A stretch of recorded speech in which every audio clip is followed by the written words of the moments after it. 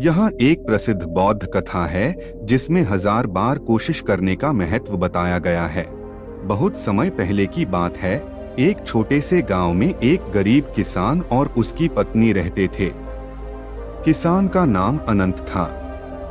वे दोनों हर रोज खेत में कड़ी मेहनत करते थे, परंतु फिर भी उनका जीवन मुश्किलों से भरा था। एक दिन अनंत ने अपने खेत में एक अजीब पौधा देखा जो उसने पहले कभी नहीं देखा था। अनंत ने सोचा कि शायद यह पौधा कुछ खास हो सकता है। उसने उस पौधे को निकालकर ध्यान से देखा और पाया कि उसकी जड़ें बहुत गहरी और मजबूत थीं। अनंत ने उस पौधे को घर ले जाकर अपनी पत्नी को दिखाया।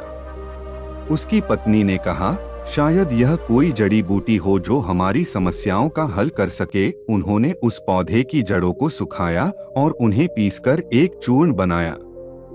फिर उन्होंने उस चूर्ण को एक पोटली में बांधकर अपनी झोपड़ी के कोने में रख दिया। अगले दिन अनंत ने अपने खेत में काम करते समय देखा कि पौधा फिर से उग आया था।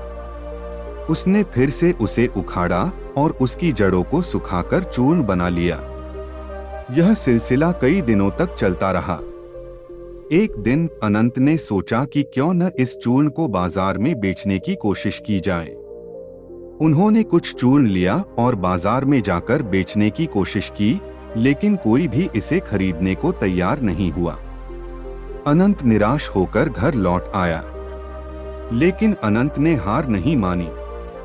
वह हर दिन उस पौधे की जड़ों को सुखाकर चूर्ण बनाता रहा और हर दिन बाजार में जाकर बेचने की कोशिश करता रहा। धीरे धीरे लोगों ने उस चूर्ण की महत्ता को समझना शुरू कर दिया और वे इसे खरीदने लगे। अनंत का धंधा चल पड़ा और वह जल्द ही एक अमीर आदमी बन गया। यह कथा हमें सिखाती है कि यदि हम अपने लक्ष्य की ओर निरंतर प्रयास करते रहें और हार न माने तो हमें सफलता अवश्य मिलती है। अनंत की तरह हमें भी 1000 बार कोशिश करनी चाहिए, क्योंकि हर कोशिश हमें अपने लक्ष्य के और करीब ले जाती है। कहानी का संदेश यह है कि धैर्य, परिश्रम और आत्मविश्वास से ही हम अपने जीवन में सफल हो सकते हैं। चाहे कितनी भी मुश्किलें क्यों न आएं, हमें हार मानने के बजाय एक और कोशिश करनी चाहिए। यही सफलता का मूल मंत्र है।